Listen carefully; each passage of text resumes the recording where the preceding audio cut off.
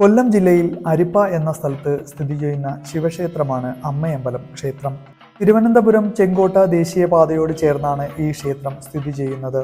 കുളത്തൂപ്പുഴയിലെ പ്രസിദ്ധമായ ശാസ്താ ക്ഷേത്രത്തിൽ നിന്ന് 5 കിലോമീറ്റർ സഞ്ചരിച്ചാൽ അമ്മയമ്പലത്തിലേക്ക് എത്തിച്ചേരാം. വനത്തിനോട് ചേർന്ന് സ്ഥിതി ചെയ്യുന്ന അമ്മയമ്പലം ക്ഷേത്രം കാണുമ്പോൾ ഏതൊരു ഭക്തന്റെയും മനസ്സിന് നൽകുന്ന സന്തോഷം പറഞ്ഞറിയിക്കാൻ കഴിയില്ല. റോഡിൽ നിന്ന് അമ്പലത്തിലേക്ക് കടക്കുമ്പോൾ വിശാലമായ അമ്പലമുറ്റം കാണാം. ക്ഷേത്രത്തിന്റെ വലതുവശത്തായി മരങ്ങളിൽ കുട്ടികൾക്കും മുതിർന്നവർക്കും ഒരുപോലെ ആസ്വദിക്കാൻ ഊഞ്ഞാൽ കെട്ടിയിട്ടിരിക്കുന്നു.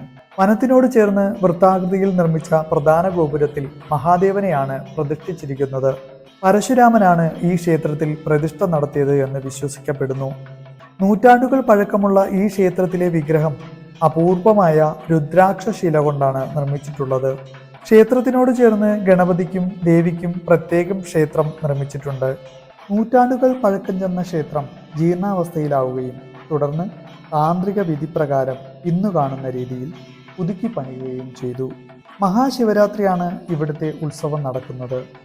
ആറാട്ട് ദിവസം നടക്കുന്ന ഘോഷയാത്രയിൽ താലപ്പൊലി, മുത്തുക്കുട, പഞ്ചവാദ്യം, ശിങ്കാരിമേളം, ചമയവിളക്ക് എന്നിവയുടെ അകമ്പടിയോടെ ഭഗവാനെ ആനപ്പുറത്ത് എഴുന്നള്ളിച്ച് ചോഴിയക്കോട് മിൽപ്പാലം ക്ഷേത്രക്കടവിൽ ആറാടി ശ്രീ മഹാവിഷ്ണു ക്ഷേത്ര ദർശനവും കഴിഞ്ഞ് ആറാട്ട് ഘോഷയാത്ര തിരികെ ക്ഷേത്രത്തിൽ എത്തിച്ചേരുന്നു. ആയിരക്കണക്കിന് ഭക്തജനങ്ങളാണ് ഉത്സവത്തിൽ പങ്കെടുക്കുന്നത്. കൂടാതെ നവരാത്രി, മണ്ഡലക്കാലം, ശ്രീകൃഷ്ണ ജയന്തി തുടങ്ങിയ പ്രധാന ആഘോഷങ്ങളും ഇവിടെ ആചരിക്കാറുണ്ട്. മതസൗഹാർദ്ദത്തിന് പേരുകേട്ട അമ്പലം കൂടിയാണ് അമ്മയമ്പലം ശിവക്ഷേത്രം. ഈ ക്ഷേത്രത്തിലെ മറ്റൊരു മൂലക്ഷേത്രം വനത്തിനകത്ത് കുടികൊള്ളുന്നു. ഇവിടെ സ്വയംഭൂവായ ഭദ്രകാളിയെയാണ് ആരാധിക്കുന്നത്. വെളുത്തവാവ് ദിവസം മാത്രമേ ഇവിടെ പൂജകളുള്ളൂ.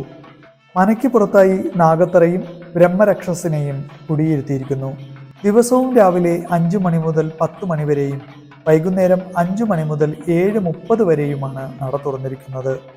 കൂടാതെ എല്ലാ മലയാള മാസവും രാവിലെ അന്നദാനവും ഉണ്ടായിരിക്കും. വീണ്ടും മറ്റൊരു വീഡിയോയുമായി കാണാം. നന്ദി.